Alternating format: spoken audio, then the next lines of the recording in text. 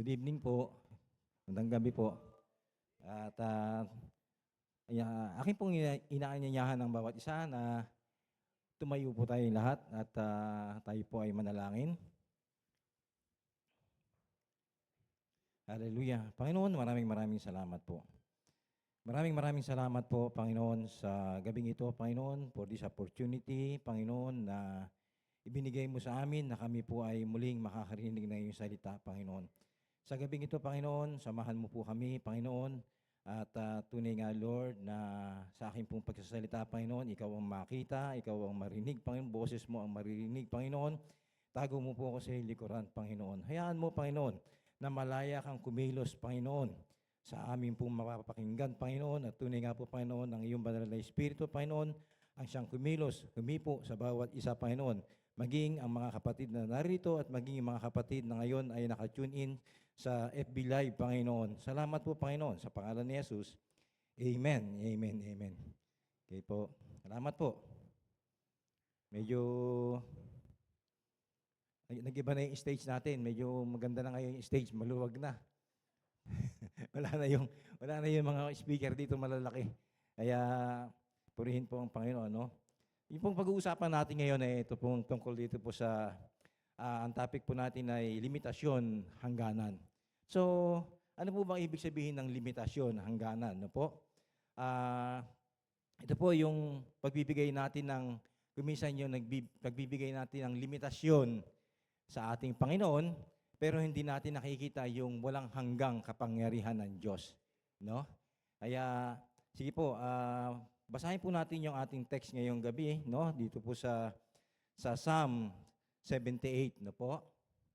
78:40. Basahin ko muna po ito sa RTPB po, no? Sabi diyan, madalas na nag-aalsa noong sila ay nasa ilang.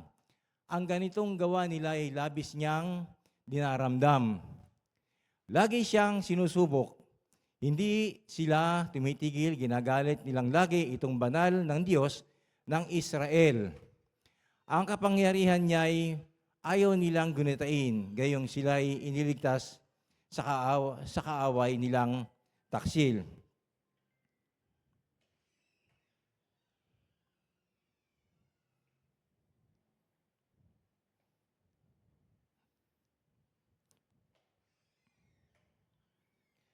Okay po? So, basahin po natin sa King James na po para mas maintindihan po natin, no? Sa King James Version po tayo.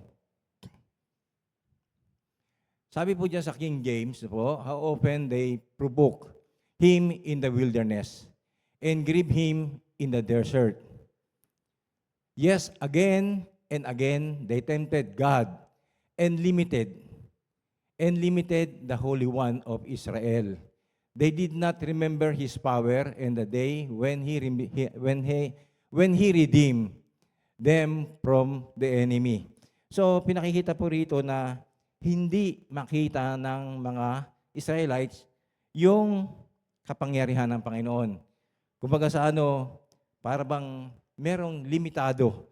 Nililimit nila yung kapangyarihan ng Panginoon. Ganon din po kuminsan ang nangyayari sa bawat isa sa atin na binibigyan natin ng limitasyon ang Panginoon. Hindi natin binibigyan ng pagkakataon na gawin niya yung kanyang gustong gawin sa buhay natin. Kung makikita niyo dyan sa illustration natin, po, yung illustration natin na, sana po.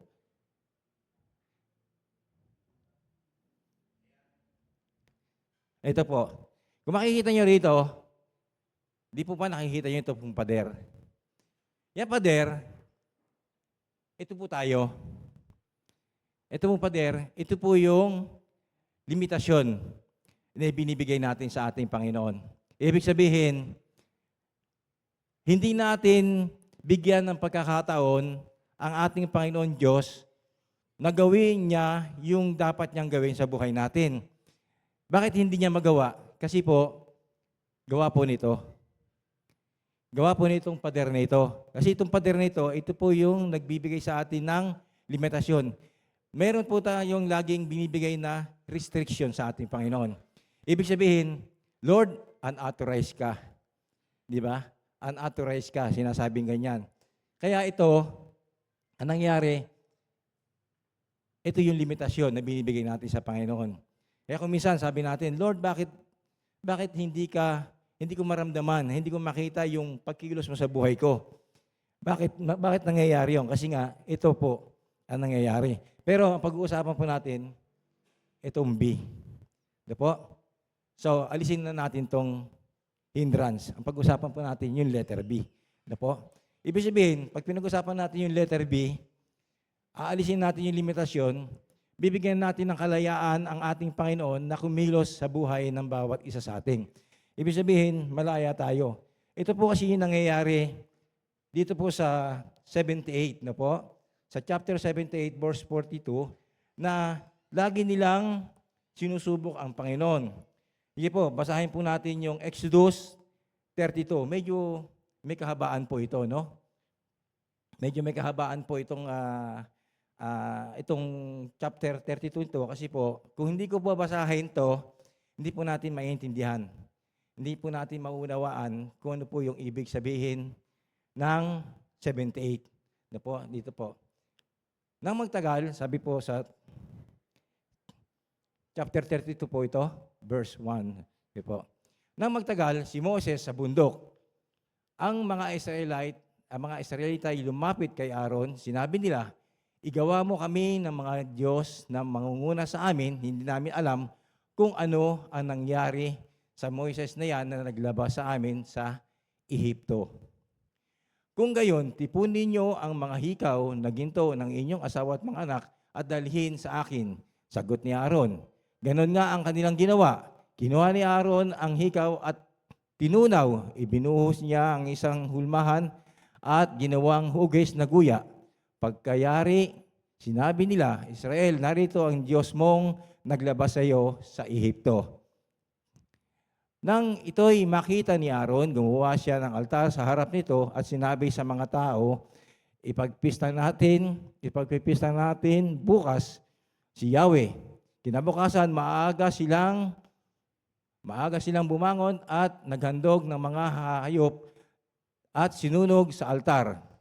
Nagpatay pa sila ng hayop na kanilang pinagsalusaluhan. Sila'y nagpakabusog, nag-inuman at mahalay na nagkasayahan. Sinabi ni Yahweh kay Moses, balikan mo ngayon din ang mga Israelitang inilabas mo sa Ehipto sapagkat itinakwil na nila ako. Sige po. Tinaligdan nila agad ang mga utos ko. Gumawa sila ng guyang ginto, iyon ang sinasamba nila ngayon. At hinahandugan taas po. Ang sabi nila, iyon ang Diyos na naglabas sa kanila sa Ehipto. Sige po, taas po. Kilala ko ang mga taong yan at alam kong matigas ang kanilang ulo. Hayaan mong lipulin ko sila at ikaw, ang iyong lahi, gagawin kong isang malaking bansa. Nagmakaawa si Moses kay Yahweh. Huwag ninyong lipulin ang mga taong inilabas ninyo sa Ehipto sa pamamagitan ng inyong dakilang kapangyarihan. Kung mababasa po ninyo, dito po, pinakikita rito, yung verse po na binasa natin sa 78, sa Psalm 78, ito po yung nagpapakita na kung gaano katigas ang ulo ng mga Israelites. Kung gaano kawalan ng pananampalataya. Ano po ang ibig sabihin doon? Yung kawalan ng pananampalataya, yung pagiging mainipin nila. Nawala sila ng patient. Ito po. Sige po, tuloy po natin. Taas po. Kapag nilipol nyo sila, masasabi ng mga Ehipto na ang mga Israelite inilabas nyo sa Ehipto upang lipulin sa kabundukan, huwag na po kayong magalit sa kanila at huwag na ninyong ituloy ang inyong parusa sa kanila. Alalahanin nyo ang mga lingkod ninyong sina Abraham, Isaac at Jacob. Ipinangako ninyo sa kanila na ang lahi nila'y pararamihing tulad ng mga bituin sa langit at magiging kanilang habang panahon ang lupang ipinangako ninyo. Hindi nga tinuloy ni Yahweh ang balak na paglipol sa mga Israelita. Taas po. Pagkaraan noon, si Moses ay bumalik mula sa bundok dala ang 2 tapyas na batong kinasusulatan ng mga utos. Ang Diyos mismo ang gumawa ng 2 tapyas na bato at nag-ukit ng mga utos na nakasulat doon. Nang pabalik na sila, narinig ni Josue ang sigawan ng mga tao. Sinabi niya kay Moises, may ingay ng labanan sa kampo. Ang narinig ko'y hindi sigaw ng tagumpay o ng pagkatalo, kundi awitan, sagot ni Moises. Nang sila'y malapit na sa kampo, nakita ni Moises ang guya at ang mga taong nagsasayawan. Dahil dito, nagalit siya. Ibinalibag niya sa paanan ng bundok ang mga tapyas ng bato at ito'y nadurog. Kinuha niya ang guya at sinunog. Pagkatapos dinurog niya ito ng pino, saka binuhos sa tubig at ipinainom sa mga Israelita. Hinarap niya si Aaron, ano bang ginawa nila sa iyo at pumayag kang gawin ang malaking kasalanang ito?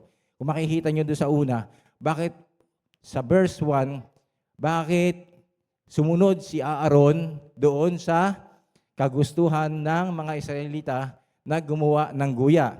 So, dito po, tinanong na siya rito ni Moises, ano bang ginawa nila sa iyo at pumayag kang gawin ang malaking kasalanan ito? Sige po. Sumagot si Aaron, huwag ka nang magalit sa akin, kapatid ko. Alam mo naman kung gaano katigas ang kanilang ulo. Ayaw nilang paawat sa paggawa ng kasamaang ito. Sinabi nila sa akin na igawa ko sila ng mga Diyos na mangunguna sa kanila sapagkat hindi raw nila alam kung ano na ang nangyari sa iyo. Kaya tinanong ko sila kung sino ang may ginto. Ibinigay naman nila sa akin ang mga alahas, tinunaw ko sa apoy at lumabas ang guyang iyon. Nakita ni Moses na nagkakagulo ang mga tao sapagkat sila'y pinabayaan ni Aaron na sumamba sa Diyosan at naging katawa-tawa sila sa paningin ng mga kaaway na nakapaligid. Kaya tumayo si Moises sa pintuan ng kampo at sumigaw, lumapit sa akin ang lahat ng nasa panig ni Yahweh. Lumapit sa kanya ang mga Levita.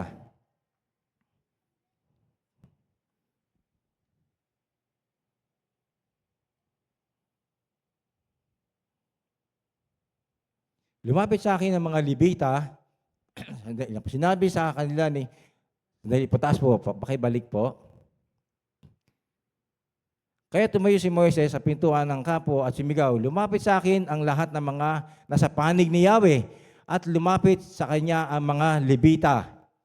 Sinabi niya sa kanila, ipinasasabi ni Yahweh ng Diyos ng Israel, kunin niyo ang inyong mga tabak, galugarin ninyo ang buong kampo at patayin ang lahat ng inyong makita, maging kapatid, kaibigan o sinuman.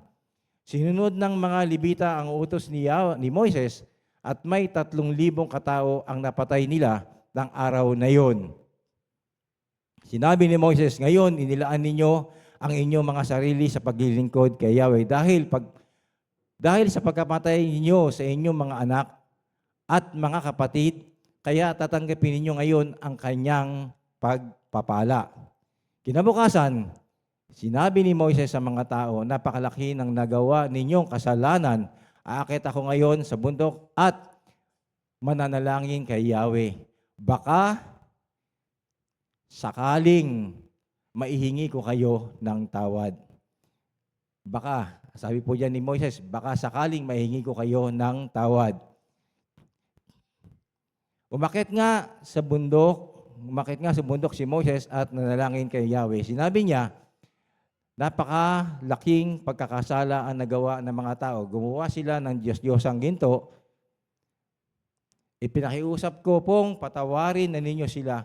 Kung hindi ninyo sila mapapatawad, burahin na ninyo sa inyong aklat ang aking pangalan. Sumagot si Yahweh, kung sino ang nagkasala sa akin? Kung sino ang nagkasala sa akin, ay siya kong buburahin sa aking aklat. Ngayon, pangunahan mo sila sa lugar na sinabi ko sa iyo at papatnubayan kayo ng aking anghel. Ngunit darating ang araw na paparusahan ko ang mga Israelita dahil sa kanilang mga kasalanan. at pinadalhan ni Yahweh ng sakit ang mga tao sapagkat pinagawa nila ng guya si Aaron. Kung makikita niyo po sa verse 1 up to verse 35, makita natin diyan kung gaano katigas ng ulo ng mga Israelita. Ano po? Lagi nilang binibigyan ng lagi nilang pinasasama ng loob ang ating Panginoon. Lagi nilang ginagalit ang Panginoon. Pero hindi nila makita kung hanggang saan ang kapangyarihan ng ating Panginoon. Ano po? Kaya makikita niyo diyan, sinasabi diyan na ano po may sinasabi diyan sa verse 33? Sinasabi niya sa verse 33, sumagot si Yahweh, kung sino ang nagkasala sa akin ay siya kong buburahin sa aking aklat. Sinabi po yan, kung sino ang nagkasala sa akin. So, ibig sabihin nun, tayo pong lahat ay hindi nalalayo sa mga Israelita. Kung minsan, nababanggit natin, kung minsan nagbibigay tayo ng panata sa Panginoon. Nagbibigay tayo ng nakikipag-covenant tayo sa ating Panginoon. Pero after that, pag nabigay na ng Panginoon yung ating hinihingi, nalilimutan na natin ng Panginoon. Pag nawala na naman yung ating ipinapanalangin sa Panginoon, babalik na naman tayo sa Panginoon at lalapit na naman tayo. Hihingi na naman tayo uli ng panata sa Panginoon. Paulit-ulit po ang nangyayari. Katulad po ito ng mga Israelita. Ano po? Puntahan po natin yung pong Numbers. No po? Sa Numbers 21.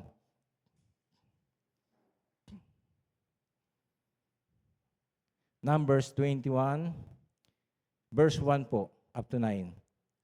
Ito po, during the time na naglalakbay na sila, nabalitaan ng hari ng Arad, isang haring Kananeo, sa timog na magdaraan sa atim ang mga Israelita. Sinalakay niya ang mga ito at nakabihag ng ilan. Kaya ang mga Israelita ay gumawa ng panata kay Yahweh.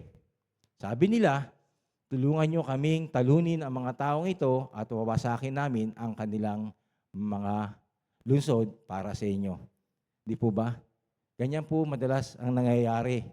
We always asking God, no? Lagi tayong humihingi sa Panginoon. Pero pag humingi tayo sa Panginoon, laging andoon yung panata. Andoon yung pakikipag-covenant. Andoon yung laging pangako. Di ba? Katulad nila na Israelita. Bakit sila lumalapit sa Panginoon? Bakit sila nakipagpanata? Dahil natalo na sila. Ngayon, ano po sinabi diyan? Pakitaas nga uli. Dininig naman sila ni Yahweh. Kaya nang mabihag nila ang mga Kananeo, ay winasak nga nila ang lungsod ng mga ito at tinawag nilang Horma ang lugar na yon. Mula sa bundok ng Hor, nagpatuloy ang mga Israelita patungong dagat na pula upang iwasan ang Edom. Subalit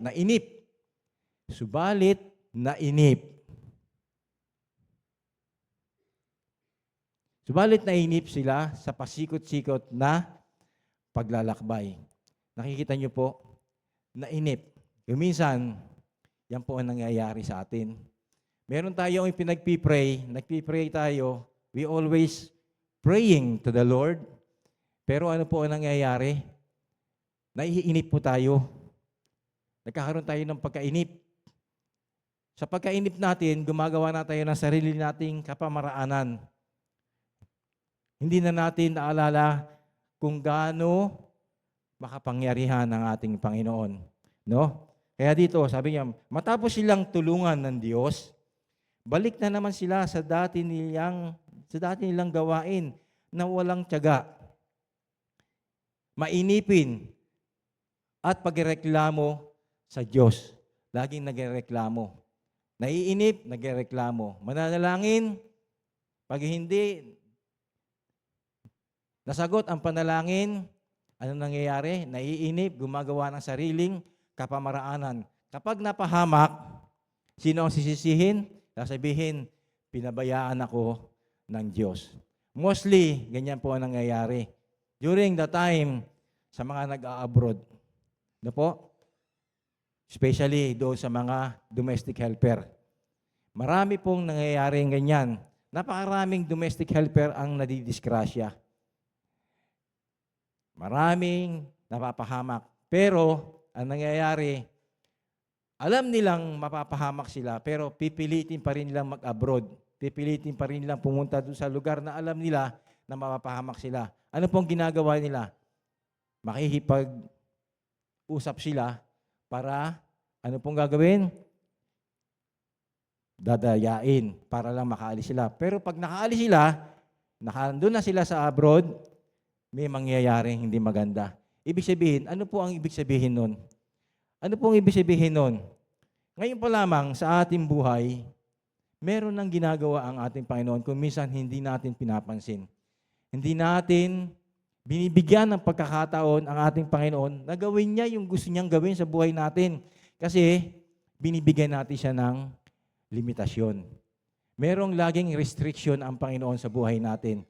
Hindi natin kayang may pagkatiwala sa Panginoon Diyos kung ano man yung nasa buhay natin. Lagi tayong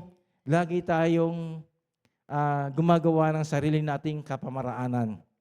Bakit hindi natin hayaan? Bakit hindi natin hayaan na ang Panginoon mismo, bigyan natin siya ng kalayaan na gumawa sa buhay natin para maranasan natin yung kanyang kapangyarihan. Katulad ng mga Israelita, hindi nila maranasan yung kapangyarihan ng Panginoon dahil nabubulag sila ng kanilang pagrereklamo, yung kanilang pagiging mainipin, yung kanilang pagiging walang tiyaga. No? Lagi silang reklamo ng reklamo. Wala silang ginawa kundi mag-complain, no? Kaya dito sa verse 5 po, no? Verse 5 na po tayo. Nagreklamo sila sa Diyos. Yan na naman po, reklamo na naman sa Diyos at kay Moses. Inilabas mo ba kami sa Ehipto upang mamatay lamang sa ilang na ito? Wala kaming makain. Ano po sabi dito nila? Wala kaming makain. Ang sabi po diyan, wala kaming makain ni mainom. Suyang-suya na kami sa walang kwentang pagkain ito.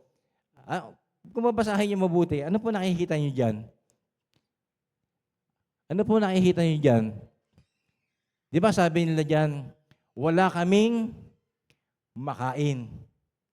Di ba? Wala kaming makain ni mainom. Suyang-suya na kami sa walang kwentang pagkain. Ibig sabihin, may pagkain sila. Di ba? May pagkain sila. Kaya lang, nauta na sila doon sa pagkain binibigay sa kanila ng Panginoon. Di ba? Pero ibig sabihin dyan, sa pagko-complain nila, sinasabi nila dyan na kung minsan, wala kami makain. Ganon din tayo. Di ba? Lagi natin sinasabi, Panginoon, wala na kami makain. Pero hindi natin nakikita na ang Panginoon nagpo-provide sa atin ng pagkain. Di ba? Nagpo-provide ng pagkain ng ating Panginoon. Tapos sasabihin natin, Panginoon, wala na kami makain. Di ba? We always complain to the Lord. Di ba? Na sinasabi natin, wala tayong makain. Pero meron at merong binibigay ang Panginoon. Katulad nila, na sinasabi nila na wala silang makain. Di ba? Ngayon, suyang-suya na kami sa walang kwentang pagkain ito. Ibig sabihin, binigyan sila ng pagkain ng Panginoon, nasusuya pa sila. Di ba? Ganon sila katindi. Ganon katindi ang mga Israelita. Binigyan na sila ng pagkain, pero nasusuya pa sila doon sa pagkain binigay ng ating Panginoon. No po? Sabi dito, no? Ang patuloy nilang gawaing tulad nito, na walang tigil sa pagreklamo, ay labis nilang nasasaktan ang kalooban ng Panginoon. Ganun din po tayo. If you always complaining to the Lord, nasasaktan natin ang kalooban ng Panginoon. Pero, hindi natin nakikita yon. Hindi natin nararamdaman yon. Kasi, napakabuti ng Panginoon, no? Kaya nga sinasabi diyan sa title natin, walang hanggan. Kasi walang hanggan ang kapangyarihan ng Panginoon. Walang hanggan ang kanyang pangunawa. Di ba? Walang hanggan ang pangunawa ng ating Panginoon. Lagi niya tayong inuunawa. Katulad ng mga Israelitang ito, patuloy at patuloy na inuunawa ng Panginoon ang bawat isa sa kanila. No? Hindi nagkulang ang Diyos. Hindi nagkulang ang Diyos sa kanila. May pagkain sila pero sila ay nagsawa na doon sa pagkain ibinigay sa kanila. Ibig sabihin, ganun din po sa atin. Hindi po tayo pinagkukulang ng Panginoon. Kaya, hindi po natin pwedeng sabihin na wala tayong makain. Hindi po ba? Hindi natin pwedeng sabihin na wala kami makain. Dahil kung wala tayong makain, matagal na tayong namatay. Di ba? Pero ang Panginoon, patuloy at patuloy na nagpo-provide ang Panginoon ng biyaya sa atin. Hindi lang natin nakikita. Hindi lang natin nakikita yung ginagawa ng Panginoon kasi nga, naging bulag na tayo doon sa limitasyon na ibinibigay natin sa Kanya. Kasi binibigyan natin siya ng restriction lagi. May restriction lagi ang Panginoon. Hindi natin may pagkatiwala. May karamdaman ka, hindi mo may pagkatiwala sa Panginoon. May problema ka, hindi mo may pagkatiwala sa Panginoon. Lumalapit ka nga sa Panginoon, pero hindi mo buong pusong may pagkatiwala yung iyong sitwasyon. Totoo po ba yun o hindi? Totoo po ba yun o hindi? Palagi ko totoo, di ba? Totoo po yun. Kasi, kung hindi po totoo yun, ginagawa natin sinungaling ang Diyos. Di po ba? Palagay niyo ba sinungaling ang Diyos? Kaya, hindi natin pwedeng ikaila sa Panginoon lahat ng bagay. Nakikita ng Panginoon, na alam ng Panginoon, na binibigyan natin siya ng limitasyon sa buhay natin. Kaya hindi nangyayari, hindi nagagawa ng Diyos yung dapat niyang gawin sa buhay natin. Kasi nga, lagi tayong merong limitasyon. Binibigyan natin siya ng restriction lagi sa buhay natin. Ano po? Sa verse 6 po tayo. Dahil dito, pinadalhan sila ni Yahweh ng mga makamandag na ahas at maraming Israelita ang natuklaw ng mga ito at namatay. Sino po ang mga natuklaw ng ahas at mga namatay? Di po ba yung mga natuklaw ng ahas, yung pong mga nagrereklamo. Yung pong mga nagrereklamo. Sila po yung mga tinuklaw ng ahas. Hindi naman po lahat ng Israelita tinuklaw ng ahas, kundi yun lamang pong mga nagrereklamo. Kaya sa galit ng Diyos, dahil sa kanilang kawalang pananampalataya, sila ay pinuksa ng Diyos. Ibig sabihin, hindi naman lahat ng Israelita pinuksa ng Diyos, kundi yun lamang mga mapagreklamo. Yung always murmuring. Walang ginawa kundi magreklamo. Konting bagay, reklamo. No? Napakaliit na bagay, reklamo. No? Kaya, nagalit ang Panginoon. Anong ginawa ng Panginoon? Pinuksa sila. Lahat ng mga nagreklamo. Sa verse 7 po. Kaya lumapit sila kay Moises. Ito na naman po tayo. Dahil po sa nangyari, ito na naman, panibago na namang paglapit sa Panginoon. Kaya lumapit sila kay Moises. Sinabi nila, nagkasala kami kay Yahweh at sa iyo. Ipanalangin mo kami na kanyang paalisin ang mga ahas na ito. Nadalangin nga si Moises para sa Israel. At ganito ang sagot.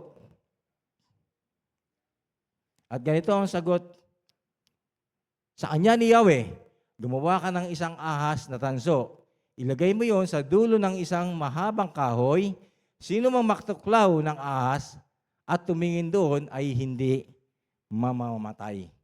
O, pag sinabing gumawa, hindi naman po pinagawa si Moises ng tansong ahas para sambahin.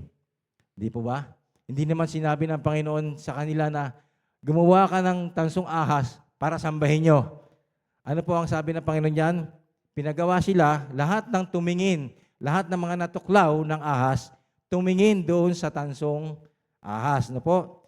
Hindi nagpagawa ang Diyos ng tansong ahas upang sambahin, kundi tumingin lang ang mga natuklaw dahil sila'y nagrereklamo at nagkasala. Kaya ibig sabihin doon, hindi naman lahat ng mga tumingin doon sa ahas, siyempre hindi naman sila natuklaw, kaya bakit sila titingin doon sa ahas, di ba?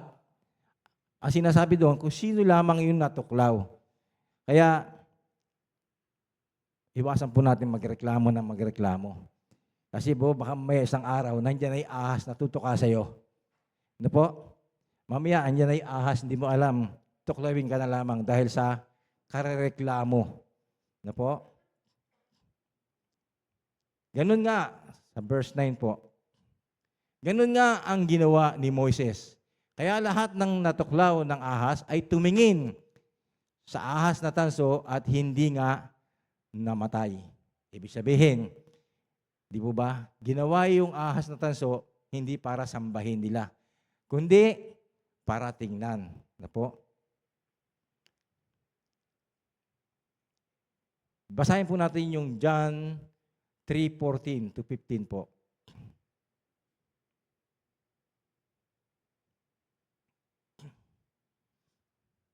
At kung paanong itinaas ni Moises ang tansong ahas doon sa ilang, gayon din naman kailangang itaas ang anak ng tao. Upang ang sinumang sumampalataya sa Kanya ay magkaroon ng buhay na walang hanggan. Sino po ba yon? Ang ating Panginoong Hesukristo, di po ba? Di ba? Kaya, kung makikita natin dyan, the difference between the snake, yung ahas at ang ating Panginoon, itinaas yung ahas na tanso para tingnan ng mga natuklaw para sila ay maligtas. Pero kung tingnan natin, sino ba ang tinitingnan natin ngayon? Ang ating Panginoong Jesus, di ba? So, sa ating pagtingin sa ating Panginoong Hesukristo, ano po ang naranasan natin? Ang tunay na kaligtasan. Di po ba? Ang tunay na kaligtasan ang ating pong nasumpungan sa ating Panginoon. Tayo po dyan sa Isaiah 7:13 po.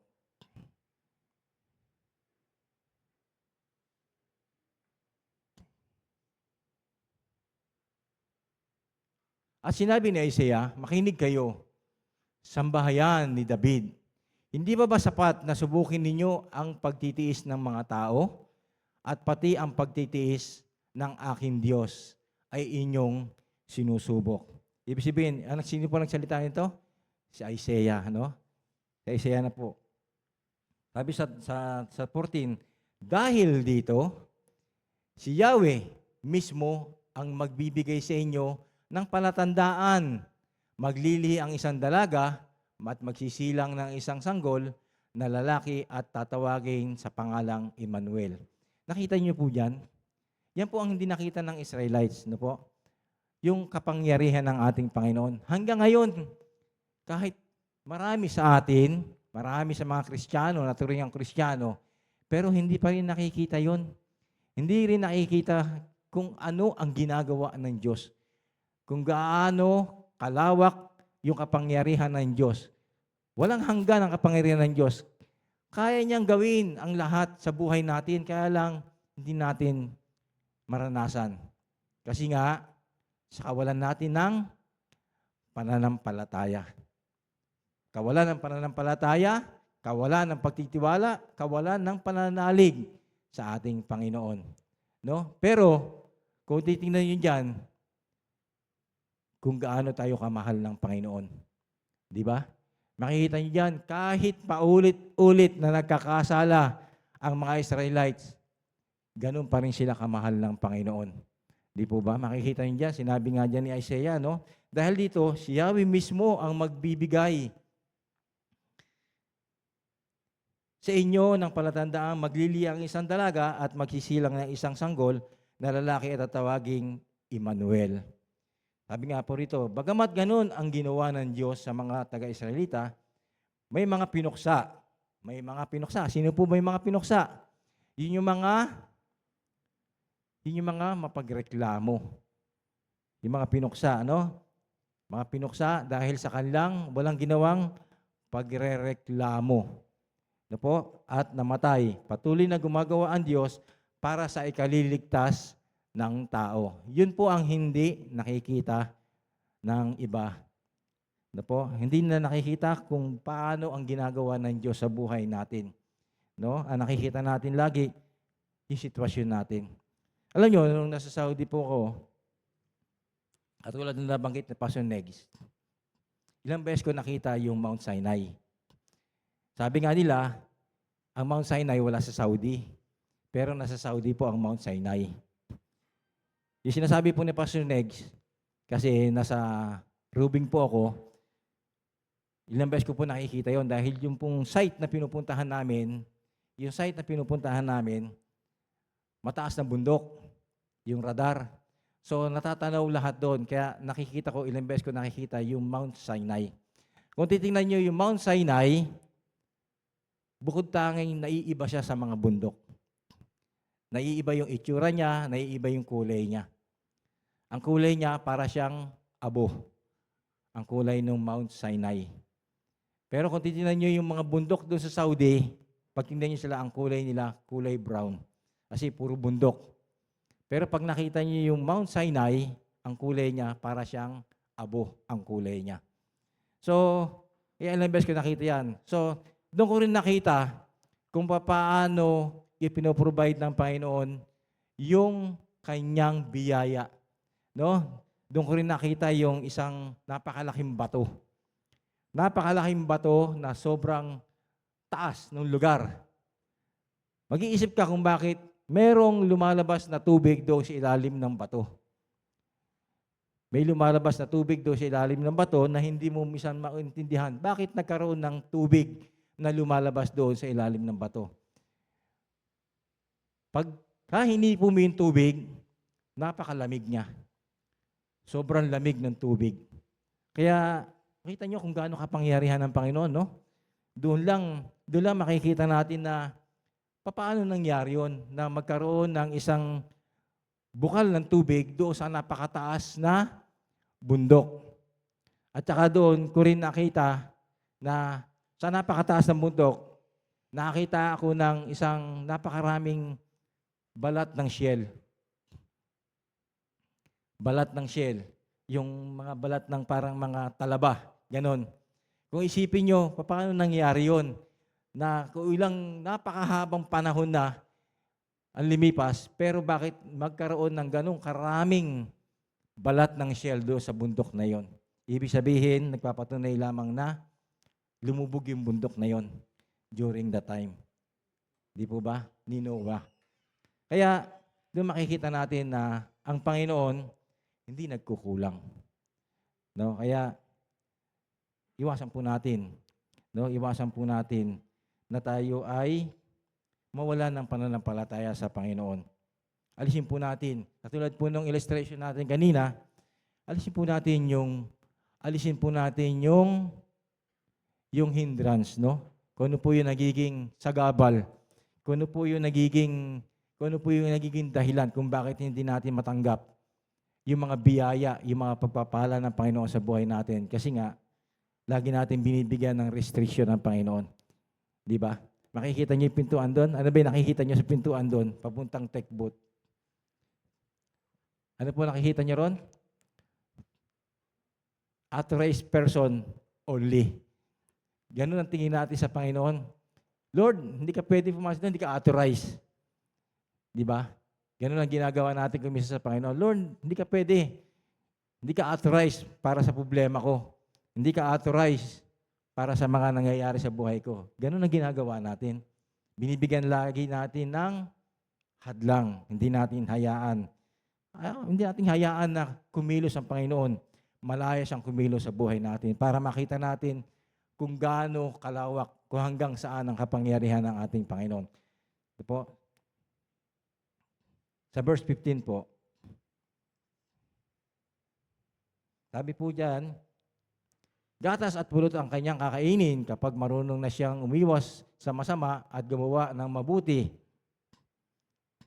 Sapagkat bago matuto ang bata, na umiwas sa masama at gumawa ng mabuti, ang lupain ng dalawang haring kinatatakutan mo ay wawasakin. Po. Puntahan po natin yung Herbio, no? Herbio 3:15 po.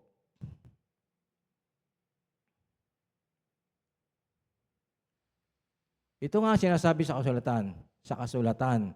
Kapag narinig niyo ngayon ang tinig ng Diyos, iyang inyong puso'y huwag patigasin, tulad noong kayo'y maghimagsik sa Diyos.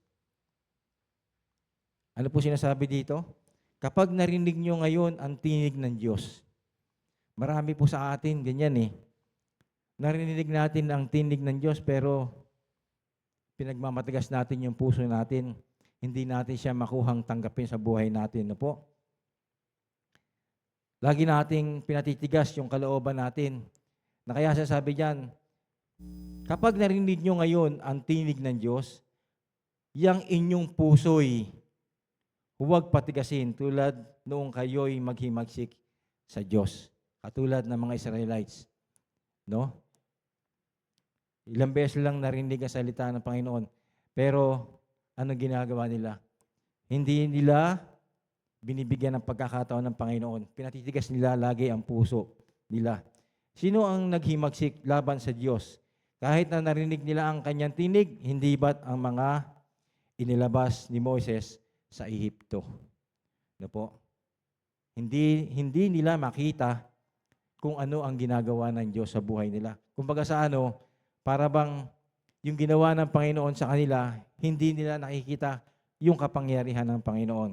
At kanino nagalit ang Diyos sa loob ng 40 taon, hindi ba't sa mga nagkasala at namatay sa ilang? At sino ang tinutukoy niya sa kanyang sabihin, hindi sila makakapagpahinga sa piling ko, hindi ba't ang mga taong ayaw sumunod sa kalooban ng ating Panginoon? Di po ba? Maliwanag kung ganoon, kaya't hindi sila nakapasok sa lupaing pangako dahil sa kawalan ng pananampalataya sa Diyos. Ibig sabihin, maraming hindi nakapasok sa lupang pangako dahil sa kanilang kawalan ng pananampalataya sa ating Panginoon. Ganun din sa ating panahon ngayon. Kaya nga sinasabi dito, narinig niyo na ang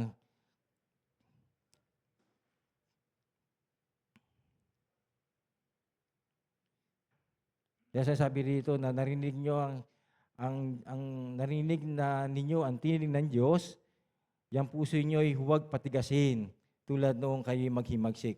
So, hayaan natin ang Panginoon na kumilos sa ating buhay. No po? Bigyan natin ng kalayaan ng ating Panginoon na gawin niya yung nais niyang gawin sa buhay natin. Kasi alam natin, kapag ang Panginoon ay hindi natin binigyan ng limitasyon sa buhay natin, makikita natin kung hanggang saan ang kapangyarihan niya, kung ano ang gagawin niya sa buhay niyo. Kasi ngayon, hindi niyo nakikita. Ang nakikita niyo lagi, yung restriction na binibigay niyo sa Panginoon. No? Sa 1 Corinthians 2:9, sabi po diyan.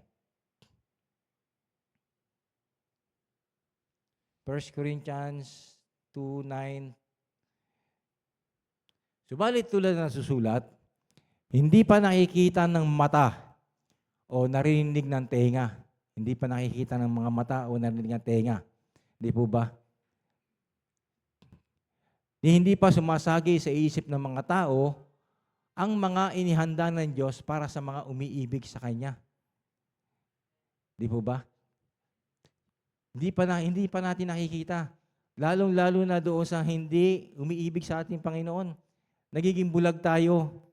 Hindi natin makita kung ano ba yung mga ipinapangako ng Panginoon sa atin. Nakikita lang natin. Sabihin natin, maaring nararanasan mo ngayon yung ginhawa. Akala mo ba, yan ay yung ibinigay sa iyo ng Panginoon? Hindi pa.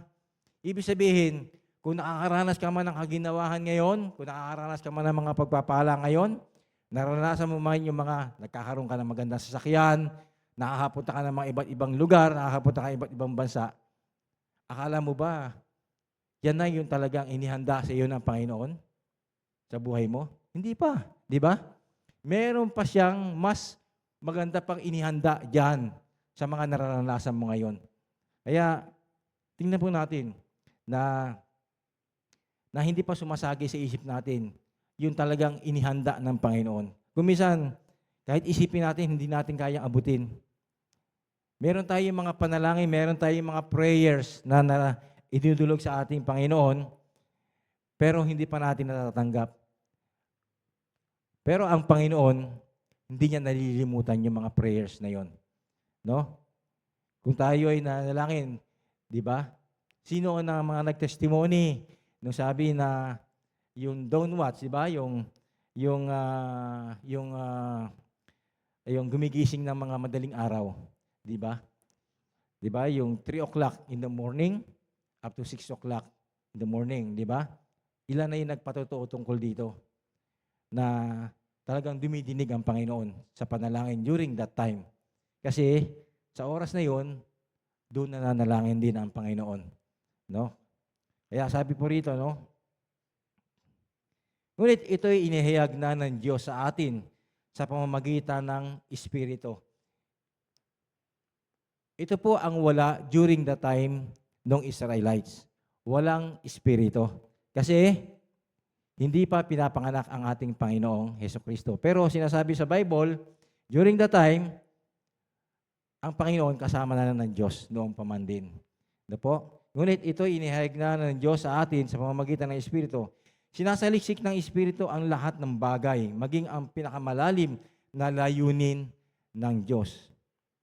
Sapagkat walang nakakaalam sa iniisip ng tao maliban sa kanyang sariling espiritu, gayon din naman, walang nakakaalam sa mga iniisip ng Diyos maliban sa espiritu ng Diyos. Kaya kung ano man yung mga plano at mga binabalak ng Panginoon sa buhay natin, hindi po natin alam. Pero yan, ipinapaalam na sa atin. Kaya nga po nababasa natin dito eh.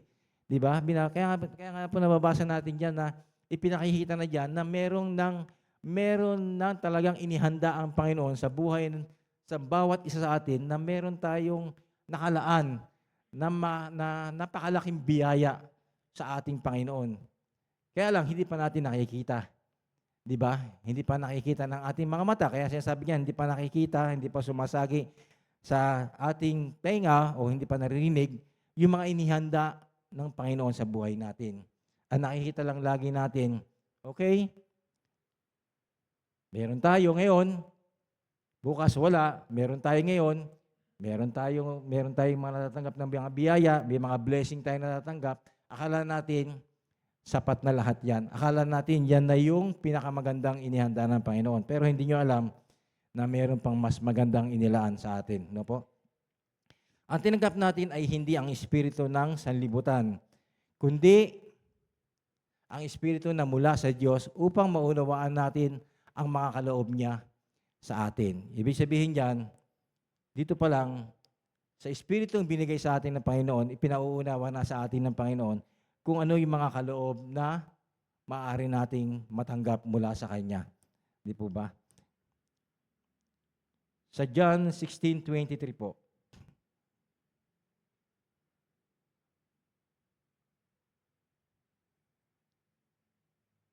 Sa araw na yon, hindi na kayo kailangang magtanong sa akin.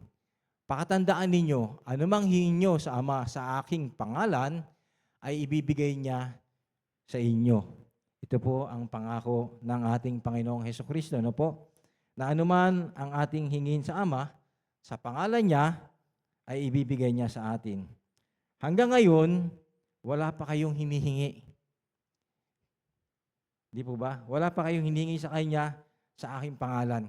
Ang tanong po, bakit po hindi natin mahingi sa Panginoon yung pinakamalaking bagay na nais nating hingin sa Panginoon?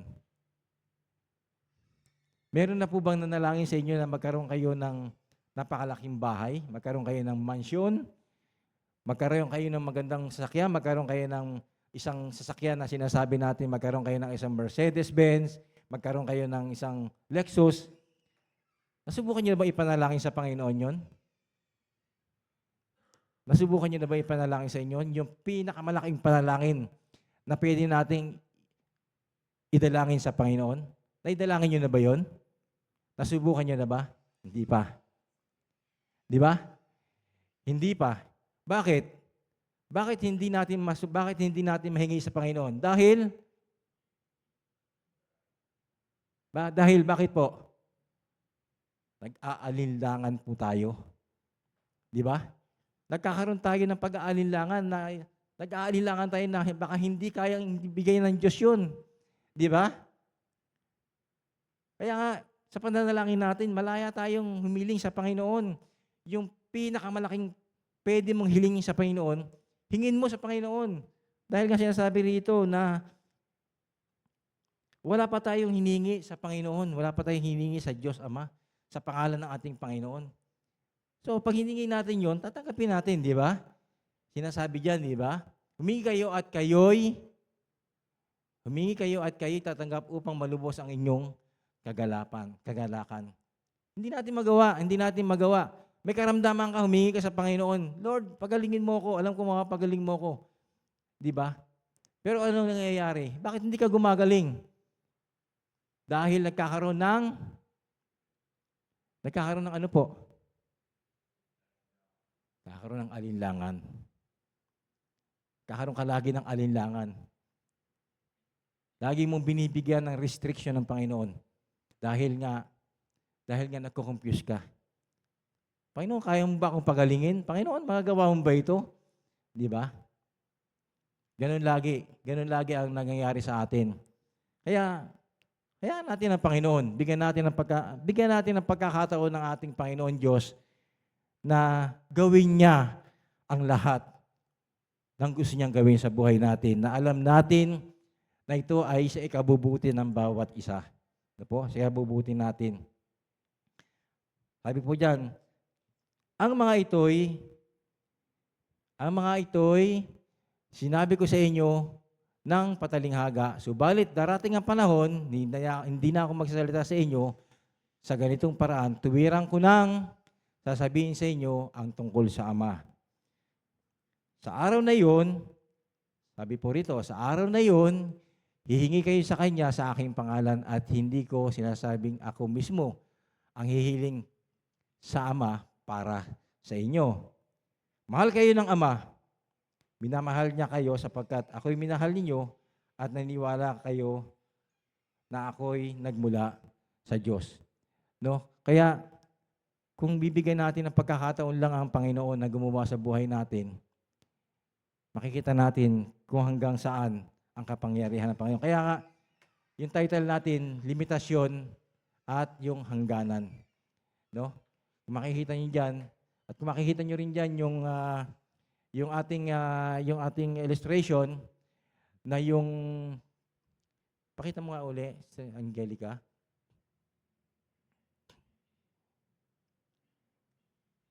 Kaya kung makikita natin diyan doon sa illustration natin kanina, yung A and B, yung A, yun yung balakid, yun yung limitasyon na ibinibigay natin sa ating Panginoon. Di po ba? Ayan, kung makikita niyo diyan, yung laging,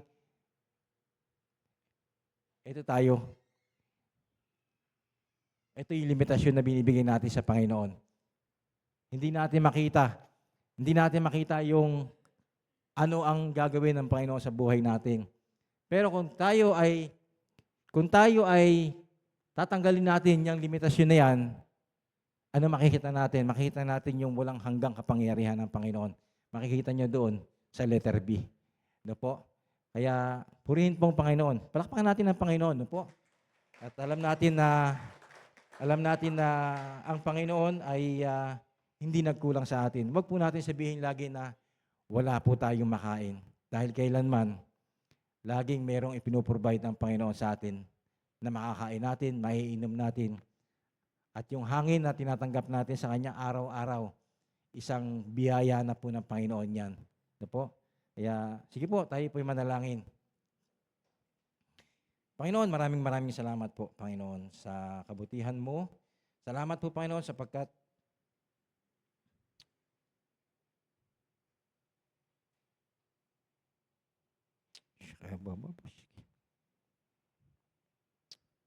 Hallelujah. Hallelujah. Hallelujah. Salamat, Panginoon, sapagkat kami po ay tinuturuan mo, Panginoon, na kami po ay magtiwala sa iyo, Panginoon. At magtiwala kami lubos, Panginoon, na meron kang inihanda sa buhay namin na hindi pa namin nakikita, Panginoon.